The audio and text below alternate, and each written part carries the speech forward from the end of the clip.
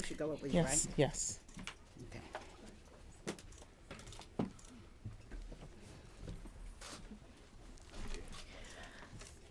Hello, I'm so glad to be here today.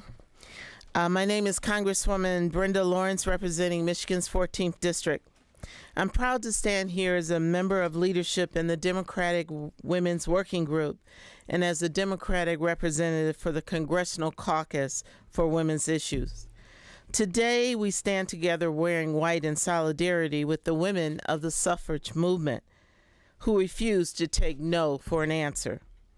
Women had to march, make demands, and fight for a right for the voice and to have the right to vote. The women's movement was full of fighters who refused to be treated as second-class citizens. But still today, 100 years after women received the right to vote, the battle continues. 2019, we celebrate a historic number of women in Congress, but still, we're only 25% of the decision makers who sit under this dome adorned by Lady Freedom, when women today represent 50% of this country. Throughout history, women have been resilient, but we will not stop fighting. We have no plans to stop now. We will fight against the forces that continue to hold women back. This White House administration has tried to close its doors on women, but we will not be locked out. To an administration that has closed its eyes to women, we will be seen. To an administration that refused to listen to us, we will be heard. We will continue to fight for equal pay for equal work, access to quality health care. We will fight against sexual harassment and sexual violence, and we will continue to fight to raise women and their families out of poverty. We stand together to make a message that's very clear. We're ready to fight. We stand at a time when women need more protections, opportunities, and we have an administration that is reckless and rolling back the progress we made. And I want to be on the record, joined by the Democratic women of this Congress, that we are here to let every woman in America know we've got your back, and that we are not backing down, and we will continue to fight for every woman in America. I will now like to introduce a person who has led the Women's Caucus, the Democratic Women's Caucus, a fighter and a role model and an example for women who understand that we do not need to bow, ask permission to lead. I want to introduce the brilliant Lois Frankel from Florida. That was pretty cool. Okay. Hello, everybody. Just as a little housekeeping, just to let you know that all our Women's Caucus will be taking a mass photo on the CVS stairs right after this. I mean, anyway, Brenda, thank you for organizing us today, and my colleagues for being here. So Democrats obviously won the majority in the House because women across the country stood up for our rights, marching, organizing, and voting. And they were anxious, not just about the president. Young women whose child care costs are more than their rent. Grandmothers who are having to cut their pills in half because they can't afford prescription drugs. Mothers and daughters who can't take leave to take care of loved ones because of afraid of losing their job. And all women who are now worried about access to full reproductive care.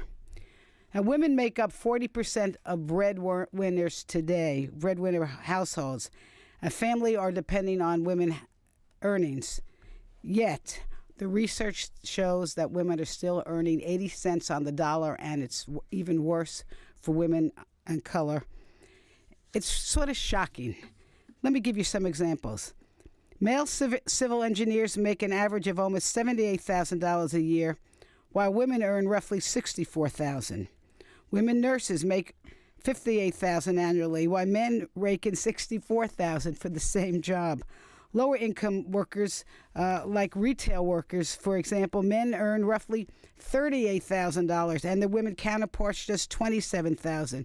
And what does this do? This leaves women in rough shape for their retirement. Over a 47-year career, as estimated by the Association of University Women, women can lose up to $700,000 to $2 million in earnings. We are literally cheating women out of retiring in dignity.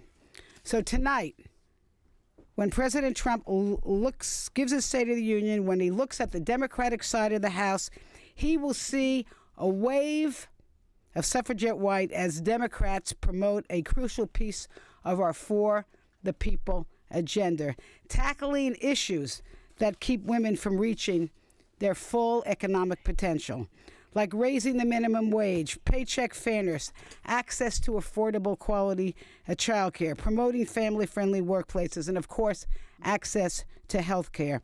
With the new majority, our Democratic Working Women's Group, we're going to bring all this to the forefront because women and their families have waited and waited too long for the economic security that they deserve. And now I want to bring on the godmother, the godmother of pay equity, and really she's been a leader in all these women's issues, Rosa DeLaura of Connecticut. Thank you so much. Thank you so much, Lois. Thank you. And I thank all of our colleagues who are here today, and all of you have come out to be with us. The state of women is resilient in the face of the Trump administration, whose coordinated hollowing out of government is hurting women. So much of the damage does not get the kinds of coverage that it should. The chaos of the White House dominates the news. But the Trump administration's rollbacks are clear. Even in just the agencies that I oversee as chair of the Appropriations Subcommittee on Labor, Health, Education, and Human Services. Examples: Department of Health and Human Services decreased nursing home protections for seniors, 70% of whom are women. It attacked contraceptive care, costing women $1.4 billion per year in co-payments. It went after Planned Parenthood, Title X, and comprehensive sex education. It is in the process of dismantling the Affordable Care Act, which for the first time placed women's health on par with men's health in this country. And you've heard the phrase before. It was being a woman for the first time was not a pre-existing condition. The Department of Education rolled back protections for sexual assault survivors and allowed predatory for-profit colleges to get away with financially exploiting women seeking a college education. Women comprise 56% of those enrolled in colleges and universities, 65% of those at for-profit colleges, and they hold 2/3 of outstanding student debt. It's roughly about $800 billion. Department of Agriculture limited millions of women's access to anti-hunger programs, including the Supplemental Nutrition Assistance Program, the Food Stamp Program. Research has shown that across their lives, women are twice as likely as men to have received SNAP benefits, which has kept approximately 42.2 million people all over this great nation from going hungry. And the Department of Labor unraveled the overtime rule, which the Institute for Women's Policy Research said would have provided overtime pay for protections for 3.2 million women. The Department of Education also effectively reversed steps by the Obama administration, this is the Department of Labor, to fix the gender pay gap. Specifically, the previously approved EEO-1 form, which would have helped 30.6 million women negotiate for equal pay. They did so even when women in 2019 continued to make only 80 cents on the dollar on average compared to men. But the state of women is resilient. We are not shying away. We are fighting back. The House just welcomed its most diverse class in history, including the most female members ever. We have 5 full committee chairs. We have 28 full or subcommittee chairs in the House, and I'm proud to say on the Appropriations Committee, we have the most subcommittee chairs and full committee chairs. And we know that when women are at the table, the agenda changes. So we are seizing the moment to advance a positive agenda for women, families, and working people, to unrig those rules, to level the playing field. We're going to pass paycheck fairness. That way everyone can more fully contribute to the richness of America and to pocket what they have earned. Time has come for women to make the same pay as men for the same work. My mother, Louisa DeLauro, was New Haven, Connecticut's longest-serving member of the City Council. Not the longest-serving woman, the longest-serving member, over 35 years of service. When she was only 21 years old, she wrote a call to action for women everywhere. She closed it by saying, and I quote, "Come on, girls, let's make ourselves heard." Women made themselves heard in the 2018 midterms. We are making ourselves heard now because in spite of this administration's deregulatory tax, the state of women is, was, and will be strong. It gives me great pleasure to introduce to you someone who is a real fighter for women and their families, who now chairs the Congressional Black Caucus, and that's our colleague, Karen Bass from California. Thank you. Thank you. Good afternoon, everyone. I want to thank Congresswoman Lawrence and Congresswoman Frankel for their leadership in the Democratic Women's Working Group for putting this together. So I'm here to talk about the state of black women in this country. So the state of our pay is unequal. According to the U.S. Census Bureau, black women in the United States are typically paid 61 cents for every dollar paid to a white man. But instead of creating job programs or investing in raising wages, what does the Trump administration do about it? He signs a tax scam guaranteed to benefit only the richest Americans with a recycled promise of trickle-down that we've been waiting on since the 1980s. The state of our health is not well. Black women are 3 to 4 times more likely to experience a pregnancy-related death. The percentage of black women that die in childbirth is higher than most developed countries, if not any developed country on the planet. We're more likely to have heart disease or diabetes as well. But instead of investing in our health, what does the Trump administration do about it? Not only did he push a bill to take away health coverage from millions of Americans, he continues to try to sabotage the Affordable Care Act via death by a million cuts. The state of our freedom is under attack. The incarceration rate for black women has increased 800% over the last 20 years. At every level, how women get involved in the criminal justice system, what happens to them while they're incarcerated, and what happens when they get out. Our criminal justice system lags behind in modernizing and humanizing the way it treats all women, but especially black women, given the disproportionate numbers. The state of our pay, the state of our health, and the state of our freedom. Unfortunately, there's not much good news, but the state of our voice. The state of our voice is powerful. The administration saw it in November 2017 when Alabama took Doug Jones to Washington, D.C. The senator from Alabama was elected because of the support of black women. The administration saw it in November of 2018 when we took back the House and watched history made as the first and second time a woman in the House of Representatives was Speaker Nancy Pelosi. And you know what? He hasn't figured out how to deal with that situation at all. But the power of our voice is clear. We will hear the power tonight. The woman I believe was elected as the governor of Georgia when she delivers her inspirational message, Stacey Abrams. We know that the administration will not be able to resist an attack afterwards. He attacks because basically he's afraid of the power of our voice. But whenever we are faced with attacks, we know that still we will rise. Thank you. Very good. Now I'd like to introduce one of our very powerful and dynamic new members of the House of Representatives from the great state of Massachusetts, Ayanna Pressley. Take it away. Thank you, Madam Chair.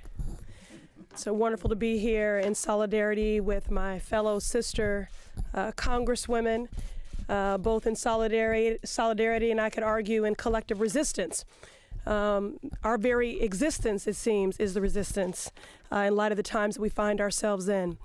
Tonight, we expect the occupant of the White House to utter the customary phrase, "The state of our union is strong."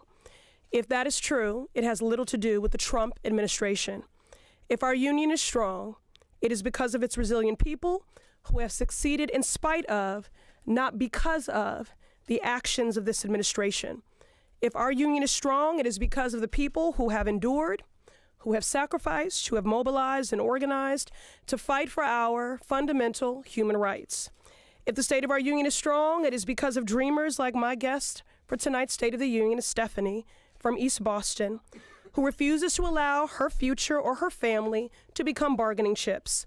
She is a dreamer, her father is an asylum seeker, and her mother is a TPS holder. As Stephanie bravely stands up against this hate wall and the emboldening of rogue agencies with racist policies. She is standing up on behalf of her family and her entire community. If our union is strong, it is because of mothers like Sabrina Fulton, who know the unimaginable pain of a gun stealing their child's life. A child like 17-year-old Trayvon, who would have celebrated his 24th birthday today. Women like Sabrina Fulton and Lucy McBath, who are fighting every day to ensure that not one more parent knows the harrowing loss of gun violence and racial profiling. If the state of our union is strong, it is because of survivors of sexual assault, who, when we were faced with forces that tried to silence us, we marched, we rallied, and we built our own megaphones. If the state of our union is strong, it is because of the disability advocates who put their bodies on the line fighting for healthcare justice.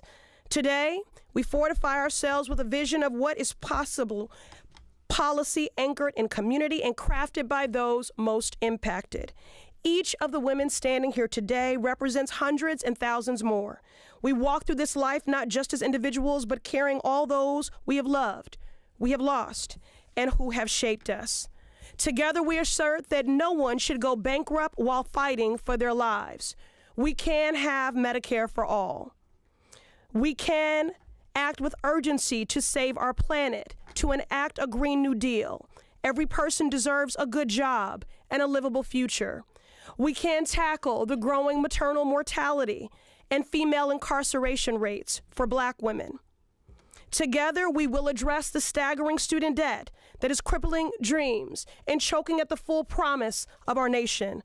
Together, we can actualize our commitment to fair pay for fair work and provide back pay to our contract workers crippled by the shutdown and the pay that they deserve. Together, we can end the public health crisis of gun violence that is claiming lives on city blocks, at schools, and in our faith houses. We have the conviction, we have the political courage, we have the women we need to lead us through this pivotal moment in our nation's history. We have each other, and we are the majority. All right. I agree with that. Now, introduce Veronica. Oh, hold on. Yeah. Okay. So first, again, I was remiss to just to thank Congresswoman Lawrence and Frankel, respectively, for their leadership and their counsel and their mentorship and for convening all of us together today. And now I would like to invite my freshman colleague and sister, Congresswoman Veronica Escobar. Well, good afternoon. It's great to be here. And I have to say, it is such a privilege to be here with these strong, incredible women, especially the returning members who have long been fighting for what is right and what is good, especially for women in our country.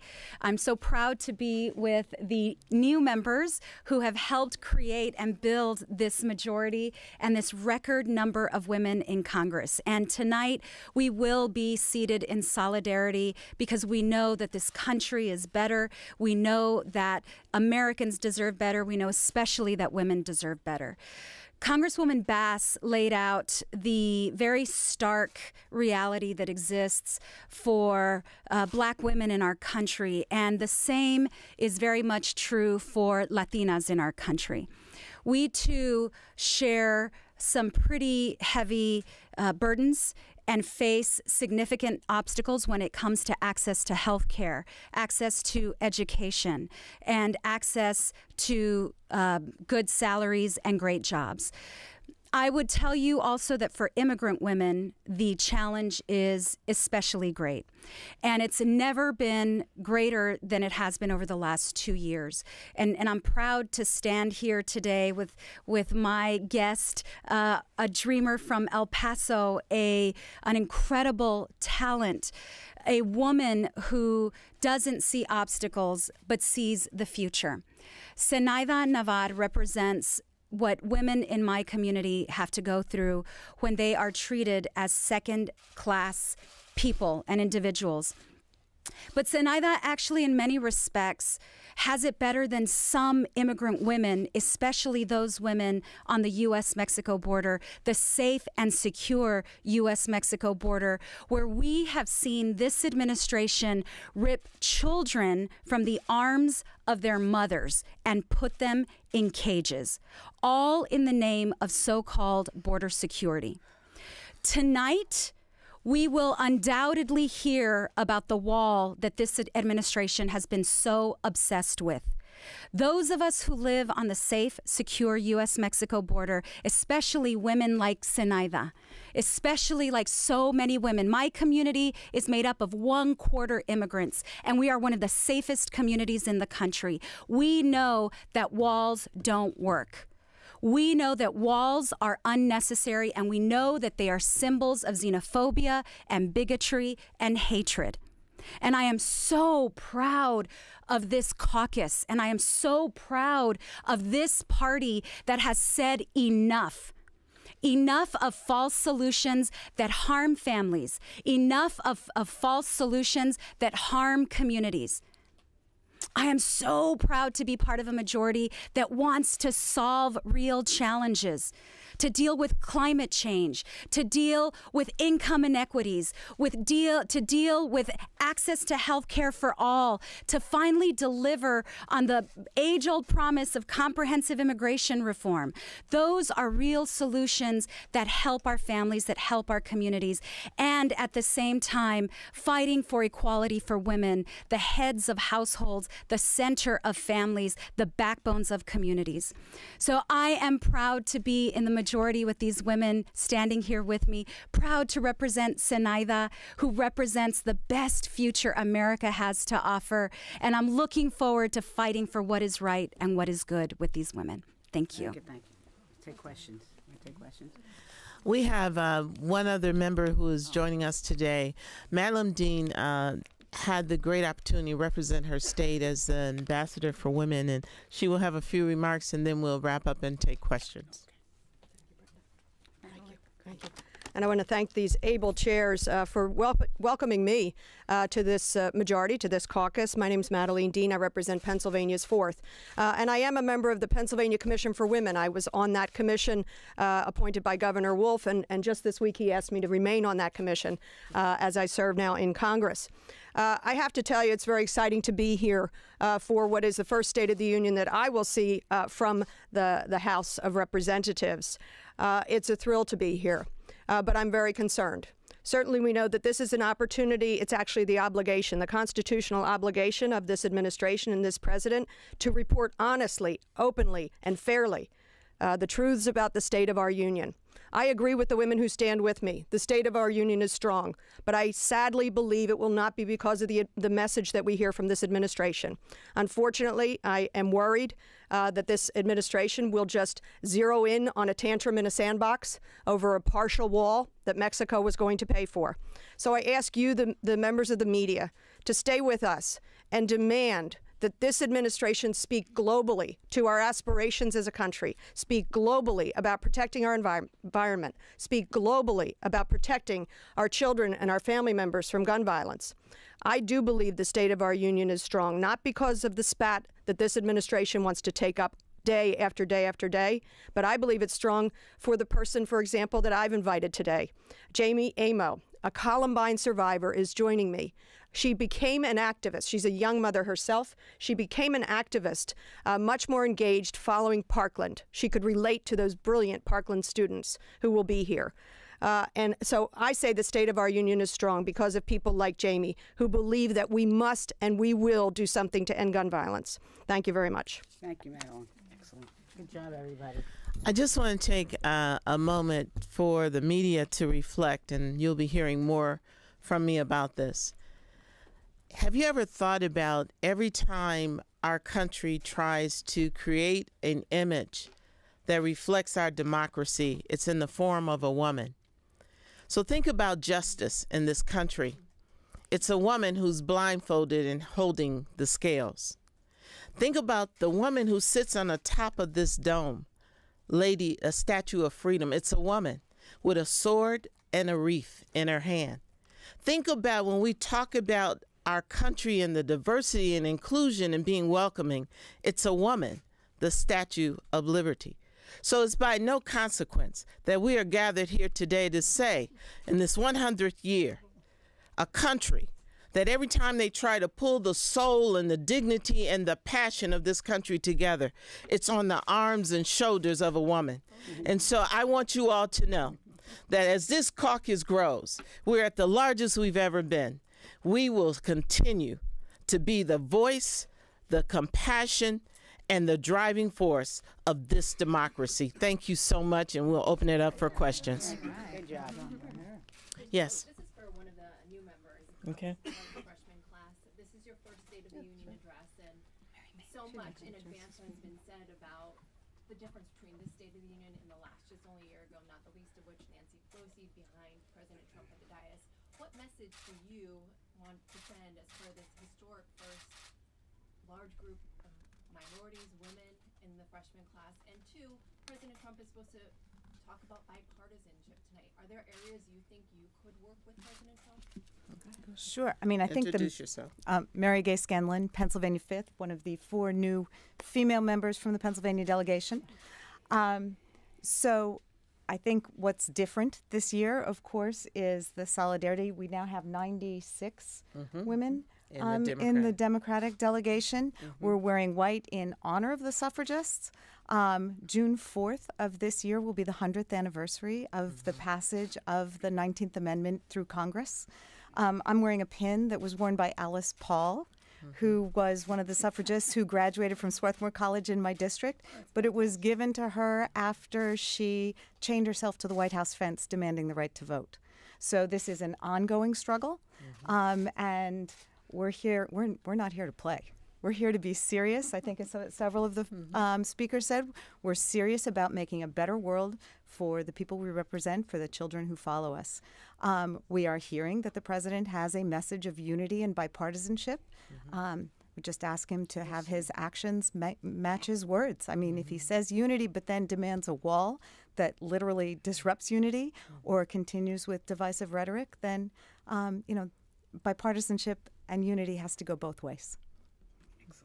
Yes, ma'am, in the back. Hi. Today, Eric Trump said that Ivanka Trump has done more for women than anyone else in D.C. And I just I think we all have family members who we love and family members that we encourage. And that's all I have to say about that. Because, I'm on appropriations now. And I have been telling people while getting this amazing opportunity, you can say what you want to, you can stand in front of a mic, you can even pass a bill, but follow the money. What do we fund? Where does our money go? What are the results? And so I wish the family well. Right. Yes, ma'am. Lisa from PBS. Thank you all for doing this. The nation's going to be looking at the president. He's going to be looking out at you all. And on one side, you'll see your caucus, many in white, many women. On the Republican side, there's only 21 women in all of Congress, including the House and the Senate. More than I thought. It's 13 in the House. Yeah, I'm curious if you have conversations with Republican women, whether they're in Congress or not, and if you can speak to sort of a need on the other side. We know there's strong, what's happening with a lack of women representation in both parties? Well, first I want you to know that all women were invited to wear white tonight. We did it on a bipartisan basis. There is a bipartisan women's caucus. It's difficult on some issues. Last cycle, we did a lot of work on sexual harassment.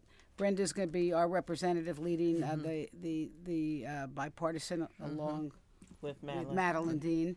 And we try. We actually do try.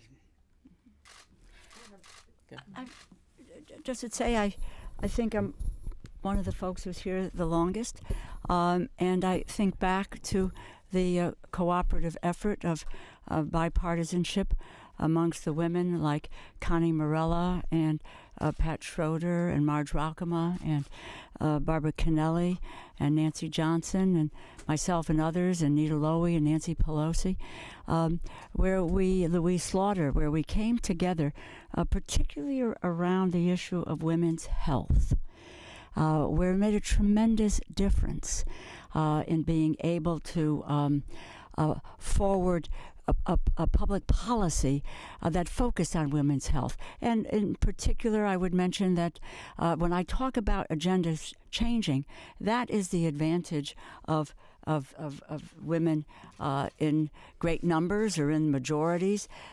We were able at that time to make sure that the National Institutes of Health, while there were no women in their clinical trials, women or minorities, they did all of their testing on men and then extrapolated that to women. Well, we were able on a bipartisan basis to break that down so that today women are included and minorities are included in the clinical trials at the NIH. We have an Office of Women's Health at the Department of Health and Human Services at the Department of Labor. So we have in the past. I think there has been a hiatus from some of that in the future, but today I sit on the Appropriations Committee and I look to Chairman Nita Lowey, but also to Ranking Member Kay Granger, and the women who serve and where we work collaboratively on issues that not only affect our state, but affect families in this country. It is doable, and it probably exists at the rank and file level in a more robust way than people do understand.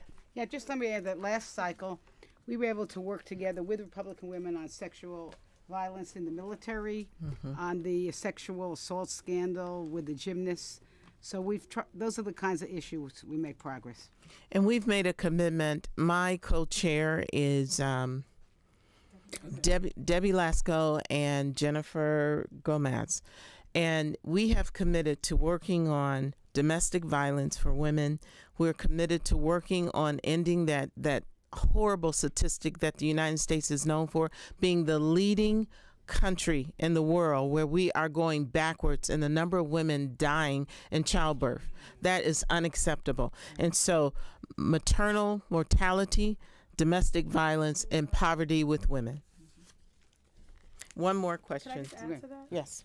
I just wanted to add that, I do think, and this is in no way giving short shrift to the contributions of our male colleagues, but I do think that women do lead differently, that we are conveners, we are coalition builders, and as was stated before, when we are at the table, the conversation shifts. And that's true regardless of which side of the aisle that you are on. We have already shown our ability and our desire to work together, both on H.R. 8, the gun bill. There's been bipartisan work done together to end the scourge of human trafficking. And there are shared burdens in everything from limited health care access to addressing the cost of child care, the challenges for caregivers, and so many other issues. And so Congresswoman Lawrence, our chair, very eloquently spoke to what women embody naturally, which is why we have become the symbol of freedom and justice. And that would not be true if we were not eternal optimists. And so we'll continue to be optimistic and continue to be conveners and facilitators and agitators too when we need to be. So we are going to have to wrap. Someone, the three hands are up. If you just ask your question, then we'll respond collectively. Yes, sir. Hi, David Smith of The Guardian. For those reasons just described and the other issues you talked about, do you think it's important that the Democratic nominee in 2020 is a woman? The next question. So I want to ask about reproductive rights. And obviously, it's been back in the news with the passage of state bills. And how you plan to deal with that when obviously colleagues, both men and women, are so divided on this issue. And sir. We've heard pretty strongly from one of your freshman colleagues what she would like to do to this president. Wondering where you as a group take the position that this could be Donald Trump's last year. Okay, let's see. I think on the nominee, does anyone want to touch that? I think whoever it is, she should be the best candidate of the group. I agree with that. I think it's way too early. I appreciate the question, but what I do think is telling is look at the number of people who have thrown their hat in the ring and how many of them are women. I think back on my granddaughter is 7 years old. Her first president was President Barack Obama, a black man. She thought her second president was going to be a girl, as she said, Hillary. I loved the lens through which she looked because whether it was gender or color, it did not matter to her. So may the best woman win. Right. On the issue of reproductive health, I mean, you're going to see us fighting very hard on that issue. The Democrats are not divided on that in any way. Our caucus is very firmly pro-choice. There will be legislation, hopefully, that we will pass that will protect the public from onerous state laws that seem to put obstacles in front of abortion. And on the Appropriations Committee, there'll be money put forth towards contraception and so forth, and health care. And the third one was, what do we want to do to the president? Well, one of your members said that you're going to impeach the Suffolk. So listen, here's what I think you've heard from all of us. And I know, I'll just speak for myself, I'm almost tired about hearing about this president. I mean, we are putting forth a positive agenda. The Democrats are in the majority. The women were swept in, and we have work to do. And we are hoping that the president comes along. We're going forward. All right, thank you. I want to respond to the question of reproductive health. I have told women who are pro-choice and have had, pro-life, and have had some very deep discussions. I am so pro-choice, so every woman in America who wants to be pro-life has that choice. That is what this is about. This is not, when you say someone's pro-choice, it is not advocating that women get abortions. It's advocating that a woman has the right to choose what's right for her, her body, her family, and her God. And I will never back down from that. When it comes to our president, I want a president that is going to represent the people of this country first, a president that understands what the truth means, a president that respects the decorum and the processes and our traditions of this great country. I want a president that I can stand up and say I'm proud of, even if I disagree with their policy. So I am not talking about Donald Trump. I'm talking about the office of the president, and I'm talking about the people of this country that we have been sent here to represent. And despite all that you see, our democracy is strong enough to stand through this with the resilience of women who have traditionally throughout history never sat down when they were confronted with challenges. We have one of the greatest challenges that I know this country has confronted, and with the leadership of women and this great caucus, we're going to get the job done. Thank you all so much. All right. Thank you. Good job. All right, good job, great job. I love what you came up with. You said I didn't have right. I love this. Okay. Girls, we got to go line up on the steps, okay? Perfect. Perfect. We got to line up on the steps. Okay, Lois. All right, let's take our lead. Nice to see you. Yes. You have your difficulty. Oh yeah, that's for sure. Yeah, they have